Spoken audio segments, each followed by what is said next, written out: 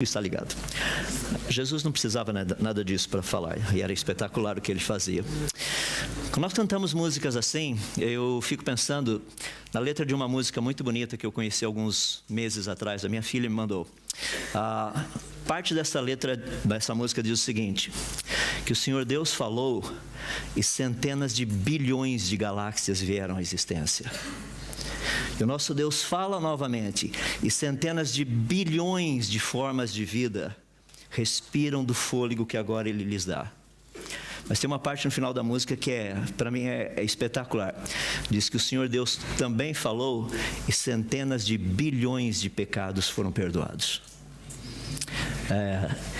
Podermos voltar para a palavra dEle. Nós precisamos fazer isso. A palavra dele. Agora à noite eu vou falar um pouquinho a respeito desse Deus, dessa grandeza e tudo mais. Eu não me sinto muito confortável a falar dos meus livros, mas me pediram para eu falar, então vou falar. O que eu escrevi está aqui, pronto. É bom a coisa ficar por escrito, porque daí as pessoas falam assim: o que você quis dizer? Eu falo: leia o livro, está escrito lá. O Como Tudo Começou é um livro que trata do criacionismo científico. São 8 capítulos. Cada capítulo trata de um aspecto específico, mostrando que pela ciência o universo e a vida foram criados. Existem evidências científicas de criação. A diferença é que eu não consigo provar que Deus criou.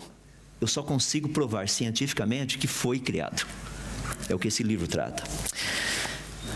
Eu escrevi um outro que, na minha vida, foi mais um livro escrevendo a minha experiência, as minhas respostas para as minhas perguntas a respeito de Gênesis 1 e 2. Porque, por muitos anos, eu fiquei dentro do evolucionismo. Minha posição é do evolucionismo teísta. Então, Gênesis capítulos 1 e 2 não poderiam ser literais. Então eu escrevi um livro tratando dessa minha caminhada dentro desses 2 capítulos. Hoje eu não tenho dúvida que eles são literais. A ciência mostra isso.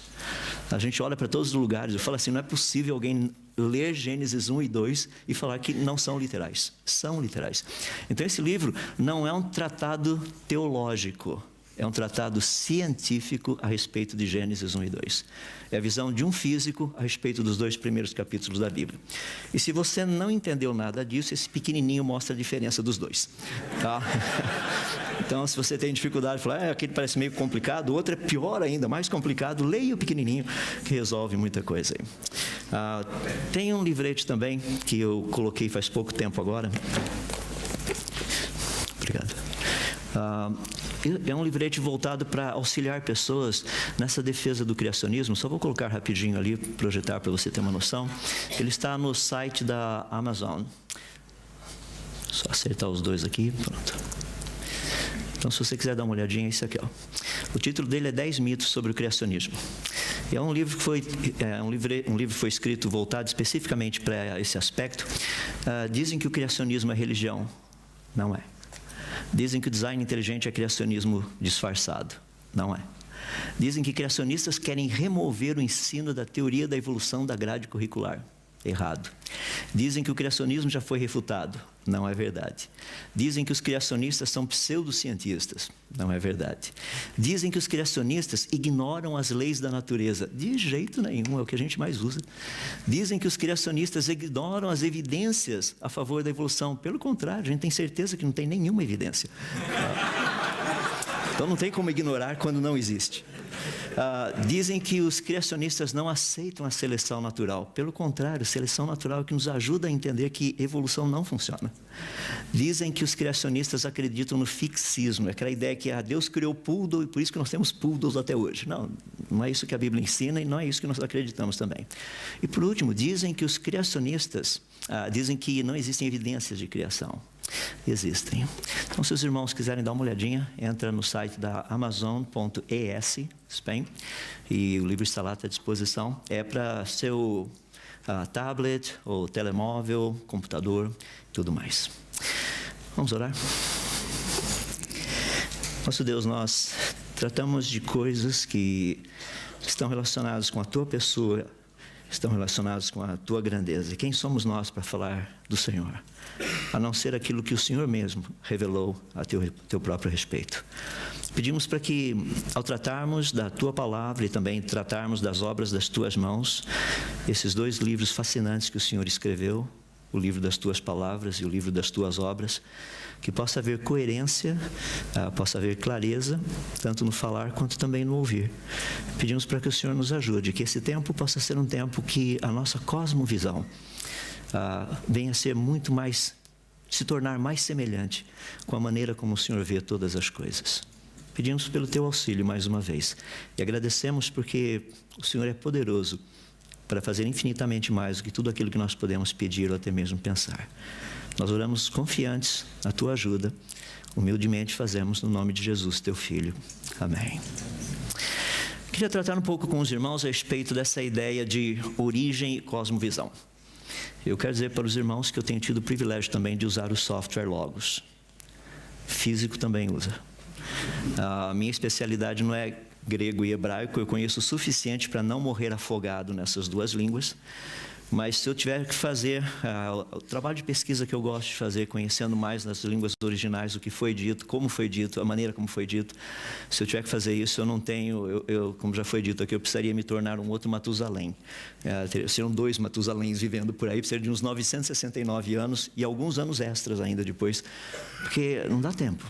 E esse software tem sido uma grande bênção do Senhor Deus, de poder fazer muito mais em muito menos tempo.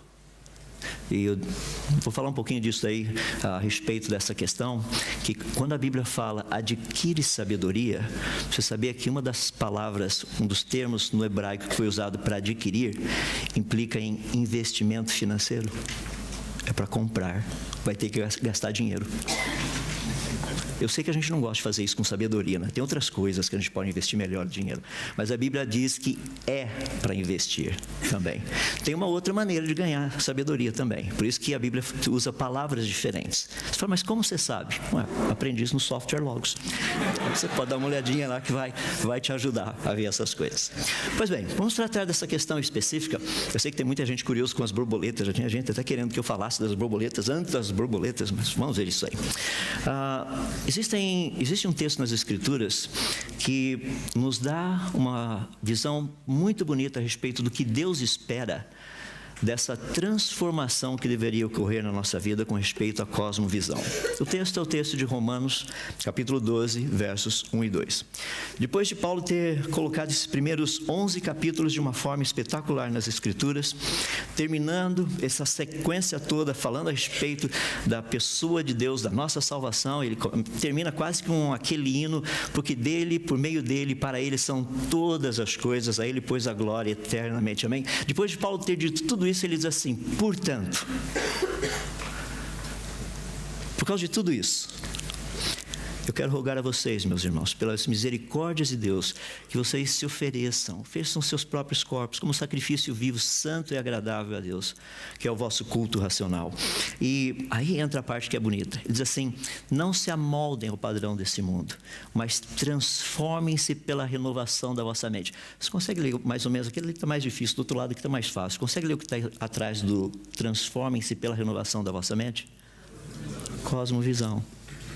Mudem a maneira de pensar. Tira esse óculos que você está usando e use o meu óculos, para que sejam capazes de experimentar e comprovar a boa, agradável e perfeita vontade de Deus. Eu tenho trabalhado lá no Brasil a respeito dessa questão, várias vezes que eu tenho ido lá e tenho conversado muito sobre isso. Principalmente para os jovens, eu já viu, a língua portuguesa, lá no Brasil é meio difícil a gente tentar usar certos termos no inglês, no português, porque nós não temos o som do TH. Aquele V. Não existe isso. Aqui também não, mas lá no Brasil fica mais complicado, porque o pessoal chega, vai para os Estados Unidos, eles chegam no McDonald's, por exemplo, eles querem 3, então eles pedem free. E de graça você não vai ganhar, não tem como, porque é free. Daí o pessoal fala, agora eu vou caprichar. Então ele capricha, agora ele pede tri. Daí vem uma árvore de presente para eles assim. Porque é difícil falar o three. Não é normal, não é hábito nosso falar three. Eu estou dizendo isso, sabe por quê? Se você gasta muito tempo no Facebook, eu gostaria de sugerir que você gastasse mais tempo no Facebook. Parecido, não é? só o som, são diferentes. Não é no Facebook, no Facebook, no livro da fé. Gasta tempo nele, vale a pena. Essa é a mudança, é passar por essa transformação da mente. Deixa eu falar um pouquinho a respeito dessa renovação, o que isso significa. A palavra que está ali falando a respeito dessa transformação é de onde a gente tirou a palavra metamorfose. E nada melhor do que metamorfose do que falar de borboleta. Quem que nunca quis ser aquilo ali, ó? Isso, desse lado aqui eu sei que todo mundo gostaria de ser, mas aquele ali não. Por que você acha que Deus inventou a borboleta? Por que Deus criou a borboleta? É para que nós entendêssemos um pouquinho do que significa essa salvação em Cristo, que é essa mudança que Cristo faz na nossa vida. Você começa com um organismo que tem mais ou menos de 12 a 16 patas, dependendo da borboleta. Tá? Feio, é horrível, é nojento. E todos os outros adjetivos que são sinônimos a esses que eu mencionei agora. É uma destruição essa lagarta. Ela acaba com o meio onde ela vive. Ela come igual uma desesperada. Não estou dizendo que comer é... Bom, vocês já entenderam. A ideia é, ela acaba com o sistema. Além de ser feia, ela acaba com tudo que está ao redor dela. Não parece mais ou menos a gente? Imagina Deus olhando para nós, Ele santo, perfeito, justo e reto, olhando para o ímpio. Eu acho que deve... Sabe aquela sensação quando você vê uma coisa e fala, mais ou menos assim? É que Deus é Deus. Senão eu acho que Ele faria isso o tempo todo quando Ele olhasse para um ímpio. Porque é aquela sensação de repulsão. É horrível. É horrível. Mas o fascinante é o que acontece na vida dessa lagarta, porque ela passa por uma metamorfose, uma metanoia. Ela entra num casulo e ali dentro acontece uma das coisas que até agora nós estamos tentando entender. Como que esse negócio derrete inteiro, entre aspas, e vira um outro negócio bonito, simpático, que vai literalmente pegar pólen dessa planta e levar para outro. Antes destruía, agora constrói. Antes acabava com a natureza, agora faz com que a natureza se renove. Por que Deus colocou a borboleta por aí? Já para pensar? É que nós não estudamos muito a borboleta. Eu não tenho muito tempo para ficar falando da borboleta, que eu tenho outras coisas que eu queria compartilhar com os irmãos. Mas a importância que eu quero que os irmãos percebam, essa é a mudança que Deus quer na nossa vida com respeito à cosmovisão. Eu tive um professor muitos anos atrás, ele já é falecido, eu fiz somente um curso com ele, Dr. Howard Hendricks. Que homem animado aquele. Ele faleceu agora em 2013, mas rapaz, eu nunca vi um cidadão tão animado com o evangelho quanto ele. Era muito legal. Ele chegava assim, todo animado na classe, perguntando para a gente, o que a Bíblia fez na tua vida ontem? Essa era a pergunta dele. De vez em quando ele chegava e perguntava assim, quem é Jesus para você? Rapaz, tenta responder essa pergunta rapidinho assim, não teologicamente, pessoalmente. Porque teologicamente a gente sabe dar as respostas direitinho, até os versículos e tudo mais. Não. Responda pessoalmente, para você. O que Jesus fez de ontem, tá? De segunda para hoje? Qual a diferença? O que mudou na sua vida de tudo isso que você já ouviu até aqui? Sabe que é Jesus que está fazendo isso. Ele está trabalhando para mudar a nossa mente, para nós termos uma cosmovisão diferente. E é espetacular isso. Essa é a mudança. Então, quando nós pensamos nessa cosmovisão, uma das coisas fundamentais, nós ouvimos agora de pouco, vimos até mesmo a questão do próprio Adão e Eva, dos dois, lá no jardim no Éden, trocando a verdade de Deus pela mentira. Eu vou colocar um exemplo aqui. Eu fiquei debatendo se eu colocava, não colocava, mas eu quero que os irmãos entendam como é que está a situação lá no Brasil. A situação na área da educação.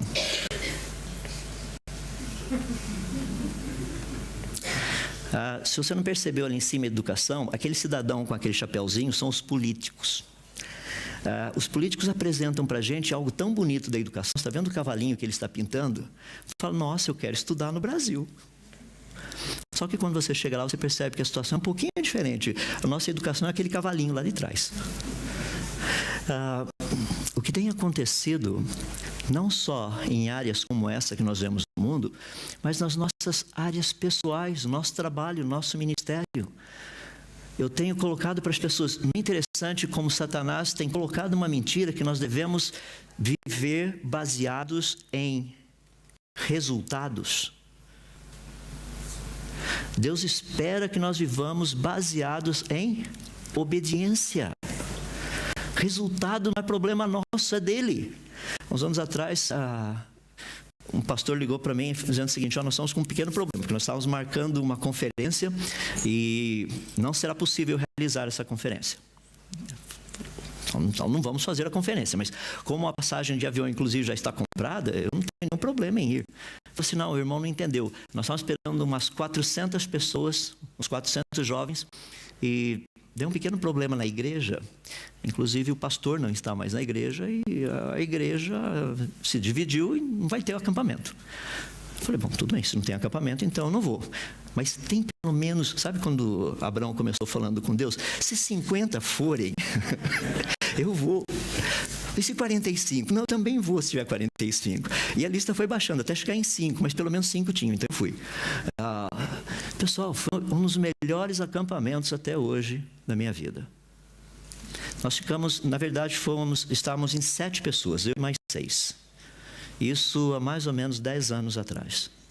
E foi fabuloso, sabe? Porque nós sentamos numa mesa, ali, o projetor colocando ali a imagem na parede, nós ficamos literalmente 3 dias conversando sobre criacionismo. Uma longa história, curta. Desses 6, 3 deles têm pós-doutorados e são os 3 melhores criacionistas que eu conheço lá no Brasil. Olha o que Deus não faz. Deus nos chama, literalmente, para vivermos por obediência. Número não faz parte disso. Eu tenho um amigo muito querido lá nos Estados Unidos, ele estava com câncer no estômago, tem 4 estágios, 1, 2 e 3. 1, 2, 3 e 4, o dele era o terceiro.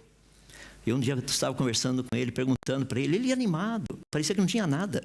Eu falando: mas e aí, como é que você está? Eu falei: eu estou bem. Mas, e assim, e a situação? Eu falei assim: eu sei que você vai perguntar. Porque eu estou no estágio 3, não é? Você quer saber qual a probabilidade de pessoas sobreviverem a esse estágio? Eu falei assim: se você não se incomodar em dizer. Eu falei: não vou te dizer porque Deus não trabalha com estatística. Ele faz o que ele quer, a hora que ele quer. E sabe há quanto tempo atrás foi isso? Quase 12 anos atrás. Realmente, Deus não trabalha com estatística. Eu espero, meus irmãos, que uma das mudanças na sua cosmovisão é não viver mais nessa mentira que Satanás coloca. Não viva por resultados, não seja motivado por resultados. Seja motivado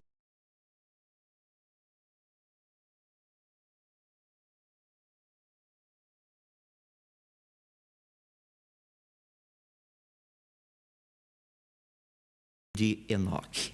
Você precisa ouvir. Entre no site, dá uma olhadinha lá. Procure pela vida de Enoque.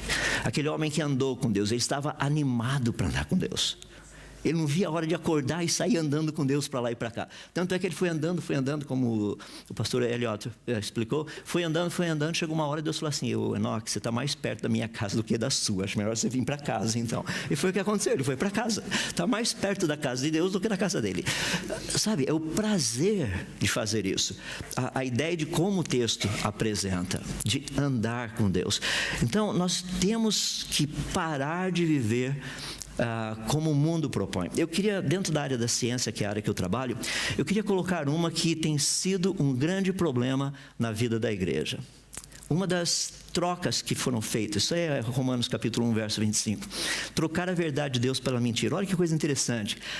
Hoje, nós estamos sendo assim, doutrinados com essa ideia. A ciência é o único caminho até a verdade. Meus irmãos, nós conhecemos a verdade.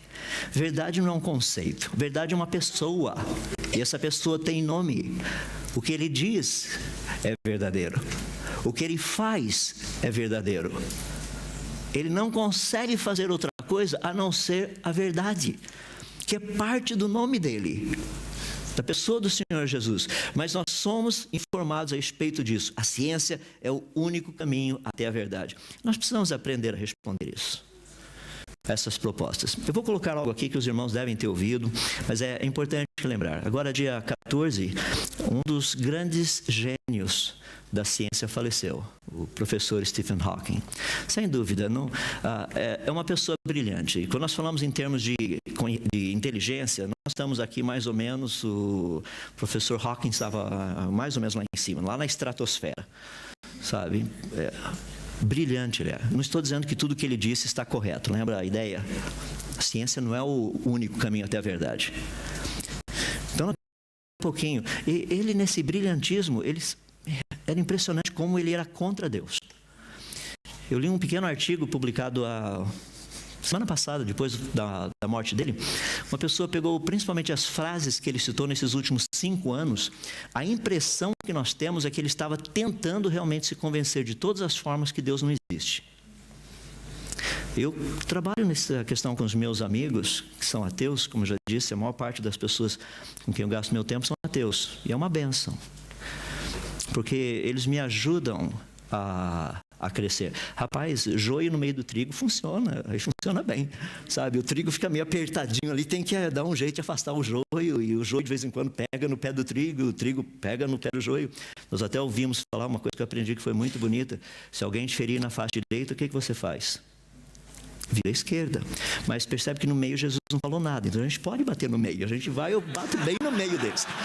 É bem assim, para não levantar mais. Mas essa é a maneira de nós falarmos, de conversarmos. Nós precisamos aprender a responder. O exemplo que eu vou dar, eu imagino que os irmãos já tenham visto. Stephen Hawking deu uma apertadinha esse tempo atrás.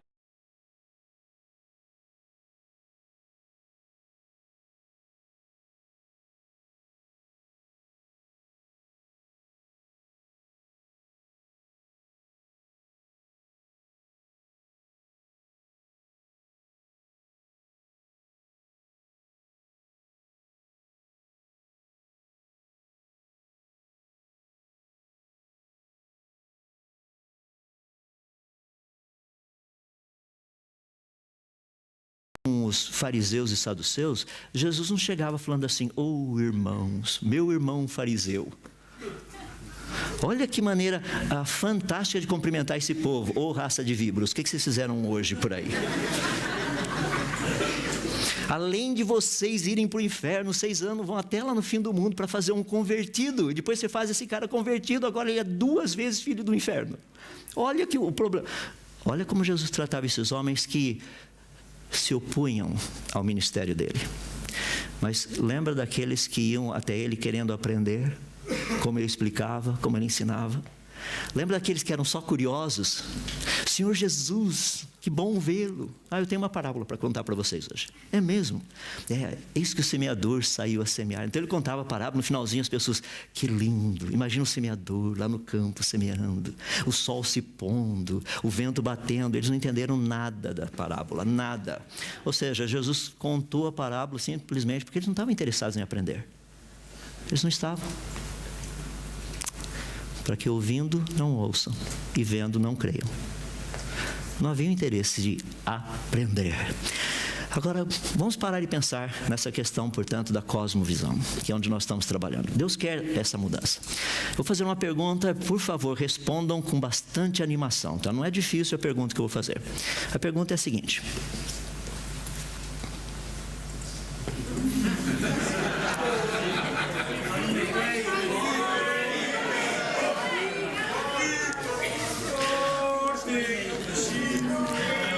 sabe o que eu acho legal?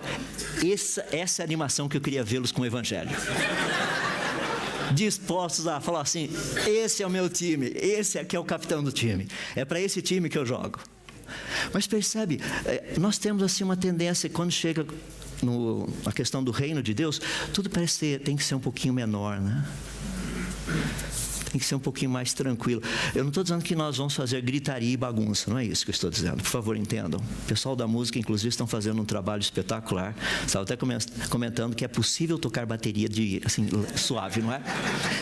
Não é uma bênção? Bem tocado e bonito. O pessoal todo que tem feito a parte de louvor estão de parabéns. Entende? Que Deus continue dando essa capacidade de fazer cada vez mais e melhor. Está sendo uma alegria. Mas, reino de Deus é para ser algo fascinante. É para ser. Quando nós lemos lá no Salmo, o Salmo diz que na presença do nosso Deus existe plenitude de alegria. E, rapaz, eu nunca vi tanto cristão triste nesse planeta. É um desespero. Dá a impressão que está todo mundo indo para o cemitério. Não para o seminário, que é quase igual, alguns seminários estão na mesma situação. Mas sabe, o povo de Deus tem que ser um povo feliz, um povo alegre. Olha, e vocês me desculpem, mas lá no céu, música vai ser por conta dos africanos. Certeza. Quem não teve a experiência precisa ter. É muito legal a coisa. O que eu estou querendo dizer é o seguinte: quando nós falamos dessa questão de cosmovisão, voltando para o nosso tema, eu coloquei isso aí com um propósito. Percebe que, no fundo, por trás de todos nós, existe uma tendenciosidade. E é difícil abrir a mão das nossas tendências, não é? Porque são certas coisas, como nós ouvimos agora de pouco na pregação, são certos ídolos que nós gostamos de tê-los por perto. Nós não queremos abrir mão deles. E essas nossas tendências são importantes para nós, são preciosas para nós. Eu cito assim para as pessoas um exemplo que o Dr. Jay Adams cita com muita frequência. Tem pessoas que falam assim: não, eu não consigo me controlar. Eu não consigo, eu sou realmente explosivo. Aí está lá na casa dele, ele e a esposa, aquela conversa tão suave que literalmente pessoas do outro lado da cidade estão ouvindo a conversa dos dois. Sabe aquela gritaria, aquele negócio todo acontecendo? De repente toca o telefone ou o telemóvel, a pessoa pega, no meio daquela gritaria, ele pega aquele celular, aquele telemóvel, alô? E diz que não consegue se controlar. Nós temos tendências e elas são fortes. E Deus quer que a nossa cosmovisão mude até mesmo nessas tendências. Sabe por quê? Eu já mencionei, cosmovisão, no fundo, são esses óculos que nós colocamos. E não é verdade que nós já colocamos certas lentes, inclusive para certas pessoas da igreja? Vai me dizer que na tua igreja não tem nenhum chato. Mas Jesus morreu por esse chato. Tanto é pelo chato que acha que o chato é chato. Ou seja, todos são chatos. Não é interessante? Sabe por quê? Esse óculos que nós gostamos de usar, ele faz algumas coisas muito interessantes. Ele atua nas nossas preferências. Você tem um pouquinho disso hoje à tarde. Atua. Não é verdade que muitas igrejas, eu não sei aqui em Portugal, lá nos Estados Unidos, igrejas se dividem por causa da cor do carpete. Jesus não morreu pelo carpete. Não foi pelo carpete que ele deu o seu sangue, ele deu o seu sangue por pessoas. Qual o problema se o carpete, a diferença de não sei quantos angstroms, ou seja lá o que for, em termos de frequência de luz? Ou microns, para ficar mais fácil, poder ficar da luz visível. Pessoal, preferências, nossa cosmovisão. Não, na minha igreja tem que ser assim.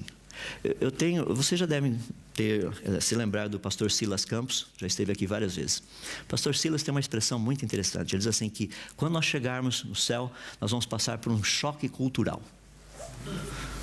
Imagina, você andando lá no céu com o Senhor Jesus, de repente tem aqueles irmãos tão animados ali, sabe? Coisa assim para lá e para cá. E você olha para o Senhor Jesus, Jesus olha para você, Jesus vai lhe perguntar qual o problema. Só não, Senhor, é que eu achei estranho. Estranho é o que vocês faziam lá na terra. Eu espero que vocês não façam mais isso aqui. Percebe? Como que é o céu?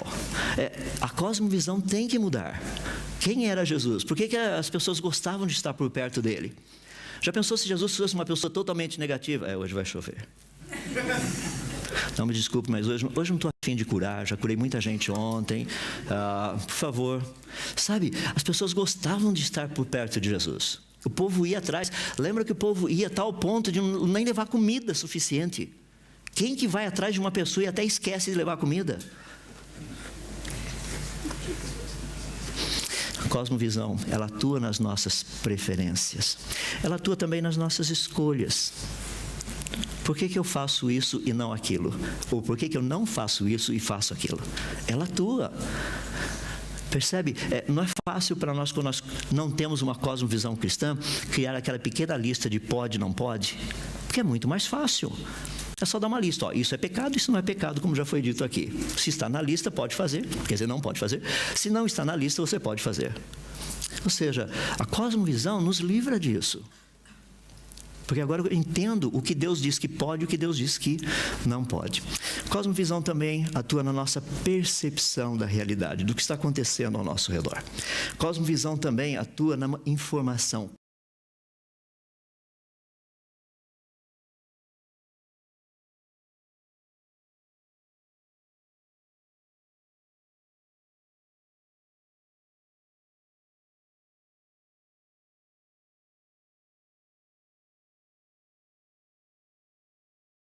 Use, mas não use o evangelho para isso. Às vezes eu vejo classes de escola dominical, rapaz, parece funeral. O pessoal deveria sair dali com alegria. Deixa eu fazer uma pergunta bem simples. Os teus alunos, quando saem da escola dominical, eles não veem a hora de chegar o próximo domingo? Professor, não para a história. Professor, não para o estudo aqui agora. Não, por favor, continua. Meus pais esperam. Não é verdade que geralmente é o contrário? Rapaz, tem mais 10 minutos de aula ainda. O que eu faço?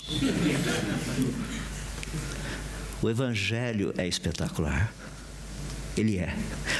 Não somente isso, é a ideia da informação. Cosmovisão também atua nas nossas atitudes. Rapaz, eu vejo aquele Zequinha. Lá no Brasil a gente chama de Zequinha o estagiário. Tá? Aquele que está aprendendo. Então, você vê aquele Zequinha, essa pessoa vai lá, compra um carro. Um autocarro, é assim que chama aqui, alguma coisa assim, sei lá, o carro. Compra o carro e agora, porque ele está dentro do carro, ele acha que ele não é mais Zequinha. Ou seja, o carro fez, transportou esse Zequinha para agora um outro nível social, seja lá o que for. As nossas atitudes. Quando Jesus morreu na cruz, Ele colocou todos nós no mesmo nível. Todos. Os que têm doutorado, os que nunca foram na escola. Os que têm dinheiro, que não precisam se preocupar com absolutamente nada até o final da vida e quase até na outra vida também, tanto dinheiro que tem, e aqueles que não sabem como vão pagar a conta na semana que vem. Jesus colocou todos no mesmo nível. As nossas atitudes mudam. Nós temos ouvido a respeito disso. Não somente isso também, a cosmovisão muda as nossas propostas, porque ela afeta a maneira de fazermos propostas. Não é tão interessante, a gente quer fazer uma programação lá na igreja, meus irmãos, no próximo sábado nós vamos fazer isso. Você olha para os irmãos, você percebe assim que não vai funcionar. Não é verdade? Cosmovisão afeta também os nossos alvos. Ou seja, muitas pessoas são movidas a resultado. É o que eu tenho dito. Nós precisamos ser movidos por obediência. Deus nos chama para obedecer. Também, cosmovisão atua no nosso estilo de vida. Impressionante. Porque nós fazemos, deixamos de fazer certas coisas, onde nós queremos morar. Estava comentando lá no Brasil, quando estive lá agora, no mês de fevereiro, falei assim, estou achando muito estranho, o Deus aqui do Brasil, pelo menos Deus que está agindo no Brasil, Ele só manda pastor para a igreja rica. Então, uma coisa assim interessante, igrejas mais pobrezinhas, parece que Deus fala assim, não, essa é muito pobre, vai dar problema, mas os pastores são muito chamados para igrejas muito ricas.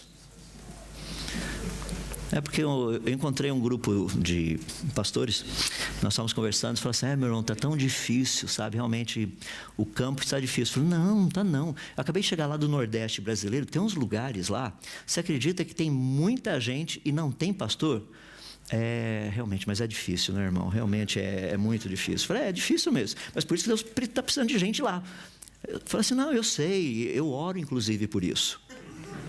Para você ir? Não, eu tenho orado para que Deus mande obreiros lá para a sua seara. Tá bom. Percebe? A cosmovisão muda isso. Nós começamos a ver as pessoas como Deus as vê, não como eu as vejo. Cosmovisão também atua na nossa crença, aquilo que nós chamamos de verdade ou verdadeiro. Portanto, a parte importante para a gente é uma visão, cosmovisão, é uma visão unificada da criação e da história, ou à luz do conhecimento desse Deus verdadeiro, o Deus único, verdadeiro, Deus triuno, revelado através da pessoa de Cristo, ou através da rejeição incrédula desse Deus. Só tem essa possibilidade, não tem outra.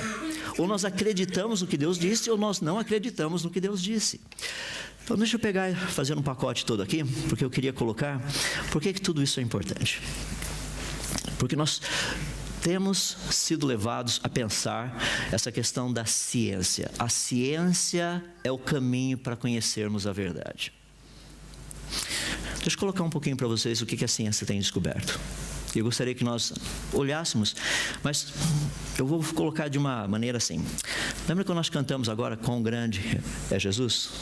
Eu queria que você olhasse dessa forma o que vai ser apresentado. Tá? Quando nós tratamos de natureza e cosmovisão, é muito importante nós olharmos o que está aí fora. Eu disse já que Deus escreveu 2 livros. Um é o livro das suas palavras, a Bíblia. O outro é o livro das suas obras, a natureza. E muitas vezes nós cristãos temos dificuldade de ler os 2 livros e de compreendê-los. Nós temos. Mas Deus nos chama para lermos esses 2 livros. Por exemplo, se eu pudesse levá-los no lugar mais distante do universo, nós pegarmos uma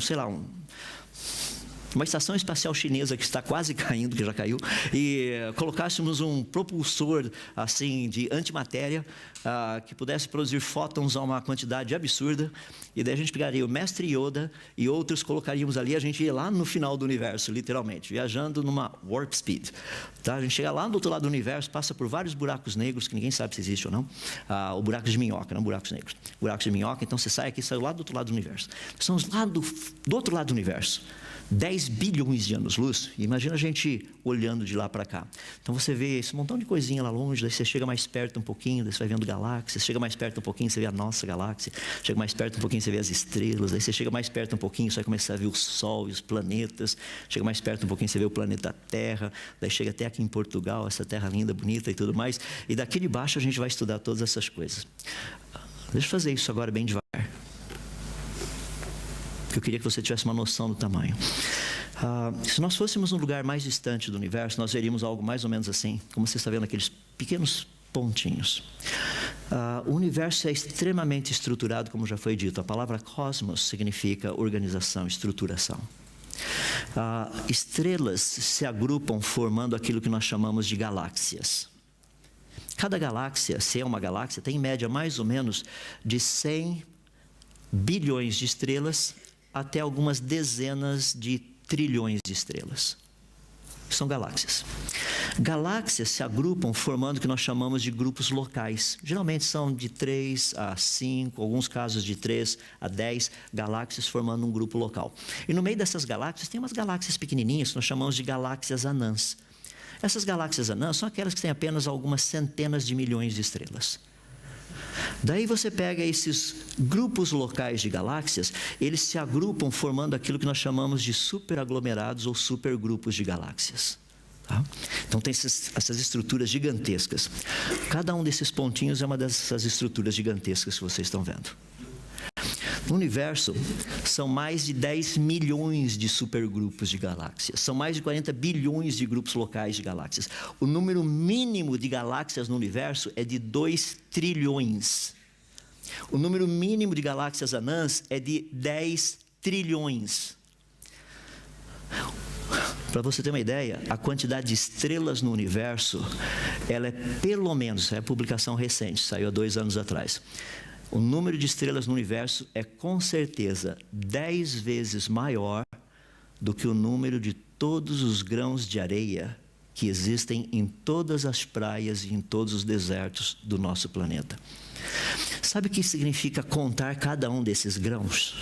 Já pensou em dar nome a cada um deles? Imagina você pegar um pouco de areia na sua mão, levar para casa, colocar ali na mesa e chamar os seus filhos, seus ninhos. Vamos contar. Então, vamos contando. Pegue pouca areia para poder contar. Você contou, deu quase 1 milhão de pontinhos de grãozinhos de areia. Dê nome a cada um deles. Já imaginou dar nome para cada um? Tem que ser muito criativo, senão vai começar Manuel 10, Manuel 977, o Joaquim 894 e desse tipo de jeito. Então Adalto, 1000, 1 milhão, não sei. Agora, se você acha que isso é difícil, agora vem a parte difícil. Misture-os e me diga quem é quem. Qual é qual? Meus irmãos, o que vocês acham daquele texto que diz que o Senhor Deus conta as estrelas e as chama pelo nome?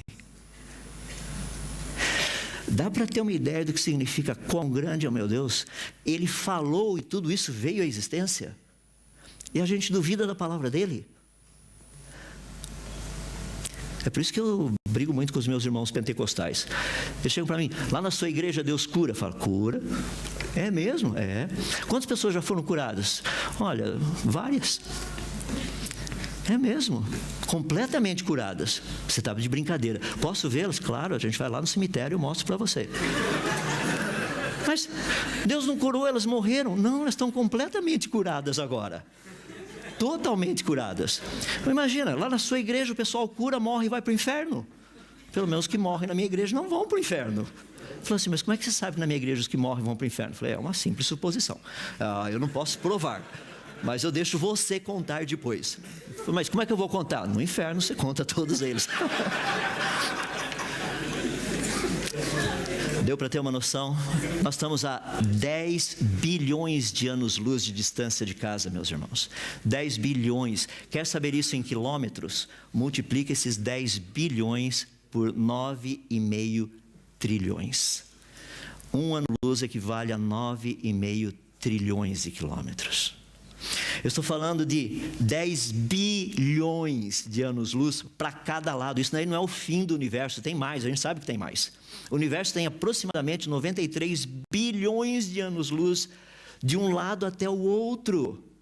O texto de Isaías diz que o nosso Deus mediu os céus a palmo. E tem cidadão aqui embaixo dizendo, para esse Deus desse tamanho, eu decreto, eu determino. Eu falo, você é doido. Não faça isso. Meus irmãos, é só para dar risada mesmo. Não tem outra coisa.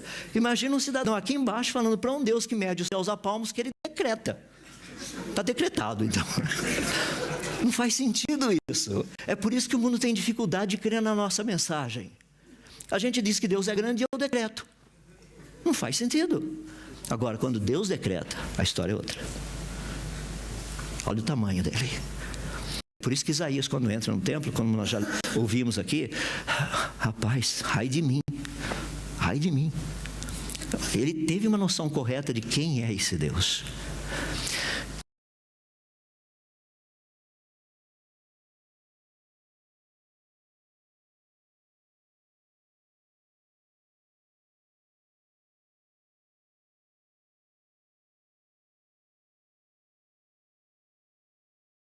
Que filamentos. Esses filamentos aí são filamentos de galáxias. A nossa galáxia, fala daqui a pouquinho dela, vai. Chegar mais perto um pouquinho. Agora nós estamos a 100 milhões de anos-luz de casa. Nós estaríamos vendo o superaglomerado de Virgem. Está bem no meio ali. Nesse superaglomerado, que é o que nós chamamos também de superaglomerado local, é onde a nossa galáxia mora. Ela está no meio das mais de 2.500 galáxias que fazem parte desse superaglomerado. Tem mais de 25 mil galáxias anãs. É um local bem interessante. Se a gente chegar mais perto um pouco agora, a 10 milhões de anos-luz, tá? Se você quiser saber em quilômetros, de novo, você tem que pegar esse número, 10 milhões, multiplicar por 9,5 trilhões, para ter uma ideia da distância em quilômetros. Nessa região aqui, essa é a região central do supergrupo de Virgo. 10 milhões de quilômetros. Não sei se você consegue ver, lá no meio tem um pontinho meio nebuloso. Essa é a nossa galáxia, a Via Láctea. Vou chegar mais perto então para ver a nossa galáxia. Aí você está vendo ali no meio a estrutura da nossa galáxia. É bem interessante. Essa galáxia ali no meio tem aproximadamente de 200 a 400 bilhões de estrelas. O Sol é apenas uma delas. É aqui onde nós moramos. Vou chegar mais perto um pouquinho então. Agora nós estaríamos chegando próximos. Ali é o braço de Órion. Estamos a 100 mil anos-luz de casa. O Sol está localizado nessa região, esse monte de estrelinhas ali assim. Nós estamos não no braço da galáxia, porque as galáxias têm aqueles braços de estrelas fenomenais. Olha onde Deus nos colocou. Deus tirou dali, nos colocou mais no cantinho, assim, sabe? Entre os braços da galáxia. Sabe por quê? No braço da galáxia, onde tem aquelas estrelinhas, tem muita poeira cósmica. Não ia dar para a gente ver as galáxias lá fora. A gente achar que só tem aquilo na vizinhança. Sabe, é como se nós morássemos numa bolha daí. Deus graciosamente nos colocou num local na galáxia onde nós temos a oportunidade de olhar e falar: uau, olha o tamanho do universo. E você acha que a nossa atmosfera é transparente por acaso? Tudo muito bem projetado para que nós pudéssemos estudar as obras das suas mãos. Criar tecnologia para fazer isso. Se chegarmos mais perto um pouquinho agora, 10 mil anos-luz de distância, nós estaremos vendo essa ramificação do braço de Orião. Dá para ver algumas estrelinhas ali. Chegando mais perto um pouquinho agora, nós estaremos cerca de 1000 anos-luz de distância de casa. Nós estaremos vendo aproximadamente essas 1 milhão de estrelas, que são as nossas vizinhas. Chegarmos mais perto um pouco, agora 100 anos-luz de casa, nós estaríamos vendo cerca das 150 mil estrelas mais próximas da gente. E se chegarmos mais perto um pouco agora, 10 anos-luz de casa, nós estaríamos vendo ali cerca das 33 estrelinhas mais próximas. É o que nós chamamos desse LIC. Tá? No fundo, traduzindo para o português, é nuvem interestelar local. É uma quantidadezinha de estrelinhas aqui na nossa vizinhança. Chega mais perto um pouquinho agora, literalmente é um ano-luz de casa. Se você olhar ali no meio daquele quadradinho vermelho, você vai fazer força, mas tem um pontinho lá dentro. O pessoal lá de trás vai precisar do telescópio de Hubble, mais ou menos, para ver o pontinho lá, mas está lá o pontinho. Esse pontinho tem um nome: Sol. A nossa estrela. Essa que está aqui do nosso lado. Um ano-luz de distância, aproximadamente 9,5 trilhões de quilômetros, seria apenas um pontinho. Nem daria para ver olho nu praticamente. Eu vou mudar um pouquinho. Um ano-luz equivale a mais ou menos 10 trilhões de quilômetros. Então, estou mudando agora, tá? Ano-luz, 1. Distância, 1 ano-luz. Ou 10 trilhões de quilômetros. Então, vamos chegar mais perto um pouquinho. Agora, a 1 trilhão de quilômetros, nós teríamos condição de ver a estrela mais brilhante na nossa frente, que é o Sol, obviamente, mais próxima da gente. Chegarmos mais perto um pouquinho, agora a 100 bilhões de quilômetros, nós conseguiríamos ver o Sol, inclusive, aquelas linhas ali não existem, aquelas elipses não existem, são apenas para termos uma noção por onde passam os planetas. Tá? Aquela branquinha última, deixa eu ampliar um pouquinho mais, vamos para 10 bilhões de quilômetros agora. Aquela branca é por onde passa o planeta anão Plutão. Para mandar um Zequinha lá da Terra até lá, demorou 9 anos e meio, viajando a quase 60 mil quilômetros por hora. Só para ter uma noção de velocidade. Então, a linha branca, por onde passa o planeta anão Plutão, vamos pegar ali de dentro. Aquela linha amarela, aquela elipse amarela, é por onde passa o planeta Júpiter. Daí você tem aquela elipse meio vermelha, alaranjada, é por onde passa o planeta Saturno. Aquela roxinha é por onde passa o planeta Urano. Aquela outra mais, um azul mais clarinho, mais verde azulado, ali é por onde passa o planeta Netuno. Esses são os planetas do grupo externo de planetas do Sistema Solar. São os planetas gasosos. Chegamos mais perto um pouquinho agora, a cerca de 1 bilhão de quilômetros de casa. Agora nós estamos vendo as órbitas do grupo interno de planetas. Esses são os planetas rochosos. Nós temos a primeira elipse, aquela branca, é por onde passa o planeta Mercúrio. Aquela verde é por onde passa o planeta Vênus. Azul descreve a órbita do planeta Terra. A vermelha descreve a órbita do planeta Marte. E aquela, literalmente, amarelinha, descreve a órbita do planeta Júpiter. Eu fico assim encantado. Imagina Deus falando e do hálito dele os planetas vão surgindo. Um planeta Júpiter, Saturno, Urano, Netuno. Já imaginou que coisa espetacular? Por isso que eu não vejo a hora de Deus criar novos céus e nova terra. Vou estar com minha equipe toda lá. Quase toda. Tem alguns que não se converteram ainda. Esses eu não sei onde é que eles vão estar. Quer dizer, eu sei onde eles vão estar. Mas que coisa espetacular. Imagina, nós gostamos tanto de fogos de artifício. Não é bonito ver aqueles tum. Imagina Deus tum. Só que não para de brilhar. Continua. Não vai parar. Para a gente ter uma ideia, 1 bilhão de quilômetros é longe, é muito longe.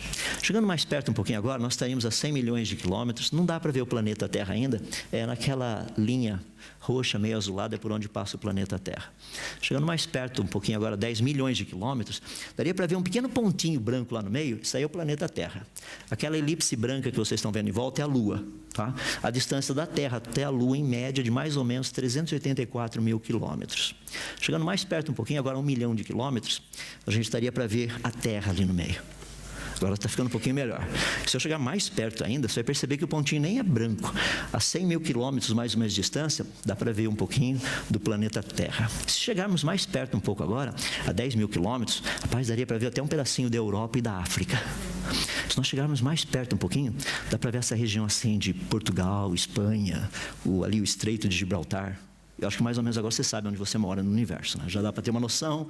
Vamos chegar mais perto um pouquinho. Chegarmos agora a 100 quilômetros de altitude, rapaz, dá para ver Lisboa e o Vale do Tejo. Chegarmos mais perto um pouquinho, dá para ver essa região fabulosa de Carcavelos. E eu não sei falar direito como vocês todos falam aqui, mas Oeiras, Massamá, é assim mesmo? Ou Massama? Massamá, tá bem. Bom, você sabe onde nós estamos. Se eu chegar mais perto um pouquinho, olha que coisa interessante. Agora, a 1 quilômetro de altitude, você ia ver a Quinta da Torre. Impressionante. E se nós chegarmos mais um pouquinho, agora nós estamos a 100 metros de altitude. Eu acho que você conhece isso aqui, né? Se não conhece, você precisa ver. Essas árvores são espetaculares. 100 metros de altitude. A 10 metros, nós começaríamos a ver o topo dessas árvores. A 1 metro, nós iríamos ver galhos e folhas. A 10 centímetros, nós iríamos ver as folhas individualmente. A 1 centímetro, nós começaríamos a ver certas coisas específicas dessas folhas. Certas ranhuras. A 1 milímetro, nós estaríamos vendo que a superfície da folha não é totalmente lisa nem plana. Tem algumas coisinhas lá, uns grãozinhos. Se nós chegássemos mais perto um pouquinho, agora a 1/10 de milímetro, você começaria a ver as células na superfície dessa folha. Agora, a 1/100 de milímetro, nós estaríamos vendo as células individualmente. A magnificação é de 10.000 vezes. Isso aí, o que nós estamos vendo é mais ou menos o diâmetro de um fio de cabelo, para você ter uma noção do que nós estamos vendo. Se nós chegarmos mais perto um pouquinho agora, isso aí são 10 micrômetros, agora nós estaríamos a 1 micrômetro, nós estaríamos vendo o núcleo de uma única célula. Se nós chegarmos mais perto um pouquinho, agora seria 1/10 de 1/1000 de milímetro, nós estaríamos vendo a cromatina toda enroladinha lá dentro desse núcleo dessa célula. E se nós chegarmos mais perto um pouco, agora 1/100 de 1/1000 de milímetro, nós estaríamos vendo a helicoidal do DNA. Essa coisa espetacular onde Deus resolveu guardar toda a informação genética das coisas. Para saber quem é homem, quem é mulher, sabe essas coisas? Para ninguém ficar confuso.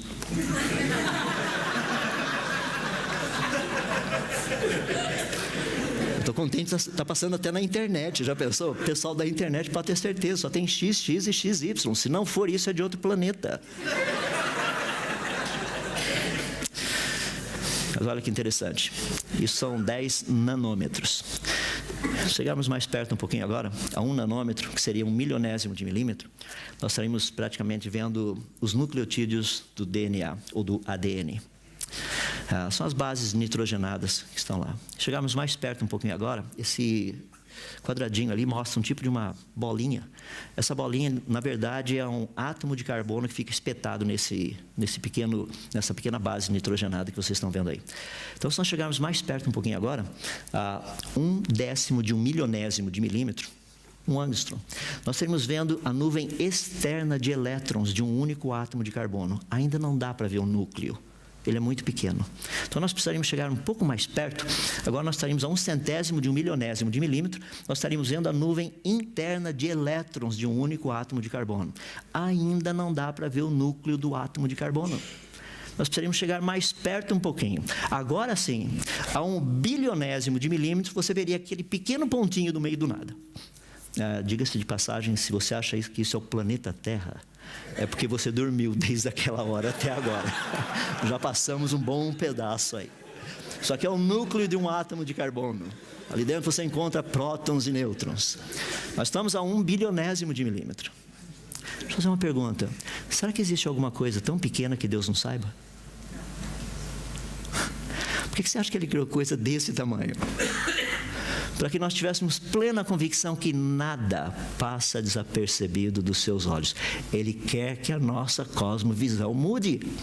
Tem gente que fala assim, Deus se esqueceu de mim. Certeza que Ele não se esqueceu. Ele pode estar irado com você, isso pode. Vai esquecer, não. Chegar mais perto um pouquinho. A 1/10 de 1/1000 de milímetro, você perceberia que não é uma simples esfera. Parecem várias. São os prótons e os nêutrons de um átomo de carbono. Isso daí são 100 fentômetros. Chegando mais perto um pouquinho agora, 10 fentômetros, ou seja, 1/100 de 1/1000 de milímetros, nós estaríamos vendo 6 prótons e 6 nêutrons. Eu peguei o carbono 12 só para ficar mais fácil. O 14 é radioativo, ele vai desintegrar, então tinha que mostrar um elétron, um nêutron saindo, coisa assim. Então é legal ver desse jeito. Se eu chegar mais perto um pouquinho agora, rapaz, um fentômetro é 1/trilionésimo de milímetro. Sabe o que significa isso? Pegue 1 milímetro, divida-o em 1000 pedacinhos. Pegue um. Agora esse pedacinho, você vai dividi-lo novamente em 1000 pedacinhos. Pegue um. Esse pedacinho agora você vai dividi-lo novamente em 1000 pedacinhos. Pegue um. Agora você tem uma ideia de onde nós estamos aí. E olha que fascinante. E se nós chegarmos mais perto um pouquinho ainda, você fala, não acredito. Daí você vai ter que trabalhar ali no CERN, onde o pessoal trabalha com esse tipo de coisa, bem pequenininho. Por isso tem aquela máquina bem grande. A 1/10 de 1/trilionésimo de milímetro, ou seja, 100 atômetros, nós estaríamos vendo os quarks dentro desse único próton. Eu não sei a sua impressão. A minha impressão é que quem diz que tudo isso surgiu por conta própria é louco. Funciona como um relógio. É espetacular a coisa. Aí entra a questão da cosmovisão. O que eu acabei de mostrar, pensa que só o Adalto Lourenço sabe disso. Isso é o que a ciência conhece. Por isso, a ideia de origem e cosmovisão é importante. Quando nós olhamos para todo esse universo fabuloso, a quantidade de galáxias imensas que tem aí, nós não temos, assim, nós estamos plenamente convencidos que o universo ele é altamente complexo, ele é extremamente organizado, é precisamente ordenado e eficientemente funcional. É espetacular esse negócio. Agora, olha o que as pessoas têm dito a respeito disso. Eu fico impressionado como o pessoal não consegue tirar Deus da história. Eu vou citar algumas pessoas que receberam o prêmio Nobel e outros que são bem conhecidos. Olha que interessante. Richard Feynman, um físico muito conhecido, ganhou um prêmio Nobel, inclusive, em 1965. Ele diz o seguinte: Deus sempre foi inventado. Posso repetir de novo? Deus sempre foi inventado para explicar o mistério. Deus sempre é inventado para explicar aquelas coisas que você não entende. Eu não sei como é que é. Deus criou. Como é que é isso aqui? Deus criou. Agora, quando você finalmente descobre como algo funciona, você não precisa mais dele. Mas você o deixa criar o universo, porque isso nós ainda não descobrimos. Então, pode deixar Deus criar o universo, continua crendo que Deus criou o universo, está tudo bem. É que a ciência ainda não descobriu certinho como é que o universo foi criado. Então, se você falar que Deus criou o universo, a gente até aceita, tá bom, durma feliz. Pessoal, percebe aonde a coisa chegou? A cosmovisão dessas pessoas impedem de ver toda essa complexidade que eu acabei de mostrar para vocês. Uma coisa espetacular, é obra de engenharia que nós não conseguimos nem chegar perto de duplicar esse negócio. Mas tudo é fruto do acaso, certo? É só explodir que isso acontece. Tem um carro velho? Expluda-o. A casa precisa de uma reforma? Explode. O esposo está velho? Explode.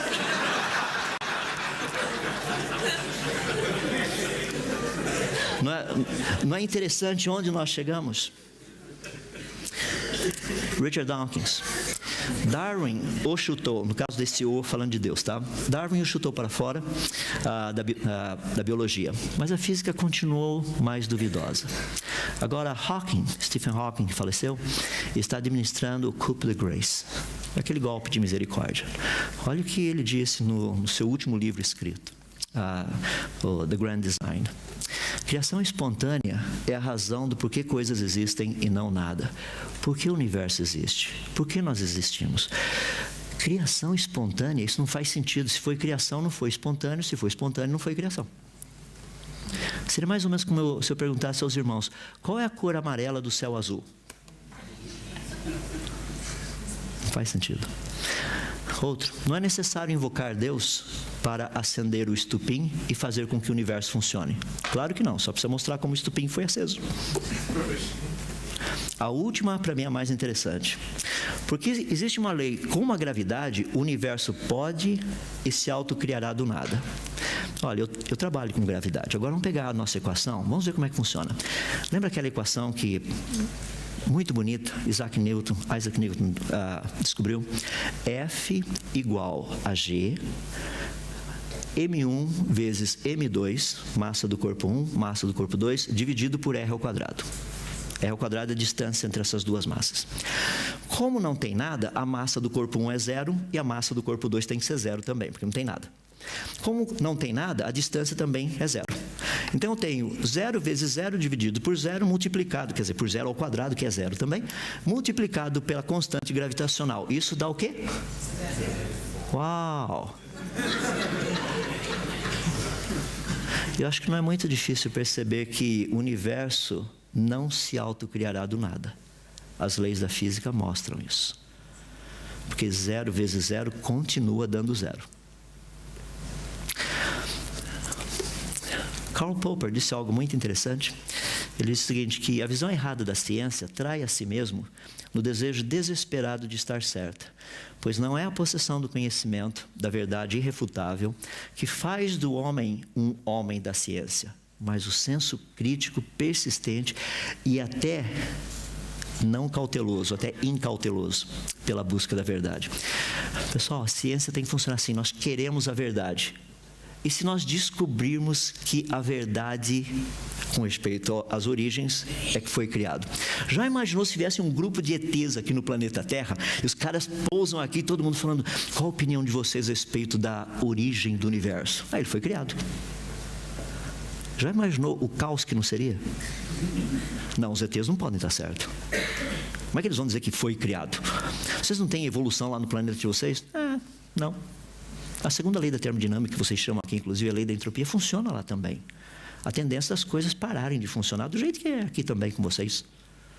Ou seja, pela primeira e segunda lei da termodinâmica, que vocês descobriram, nós também descobrimos, é claro que isso aí não é possível acontecer. O pessoal fala, nossa, isso é coisa de ET mesmo, né? Não, isso é a ciência. Estou terminando, deixa eu colocar só mais 2 aqui para vocês. Dr. John Lennox disse o seguinte, Hawking e outros como ele não perceberam que a ciência deles não responde à questão do porquê alguma coisa existe e não nada. Pela simples razão que a ciência deles não consegue responder essa questão.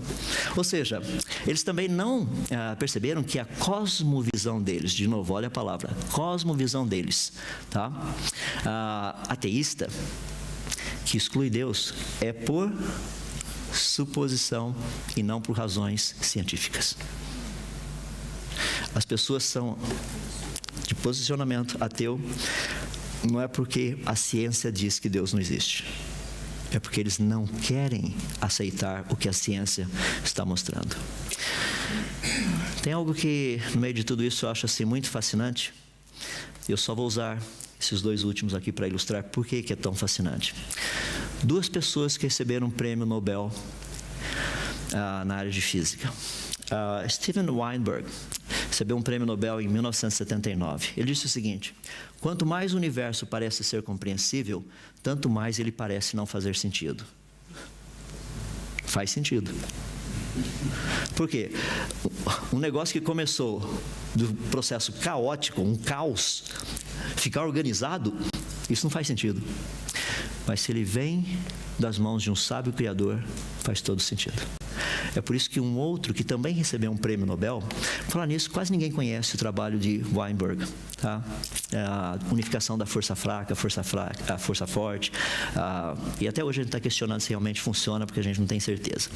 Mas ele ganhou um prêmio Nobel de qualquer forma. O interessante, um outro que recebeu um prêmio Nobel também, esse a gente usa o trabalho dele o tempo todo, chamado efeito Compton. O tempo todo a gente usa isso. O pessoal do CERN conhece bem o efeito Compton. Olha que fascinante o que o Dr. Arthur Compton nos disse. Ele diz assim, para mim, fé começa com a compreensão de que uma inteligência suprema trouxe o universo à existência e criou o homem. Olha que coisa fabulosa. Não é difícil para mim ter esta fé. Não é. Pois um universo organizado e inteligente testifica a favor da maior afirmação jamais pronunciada. No princípio, Deus.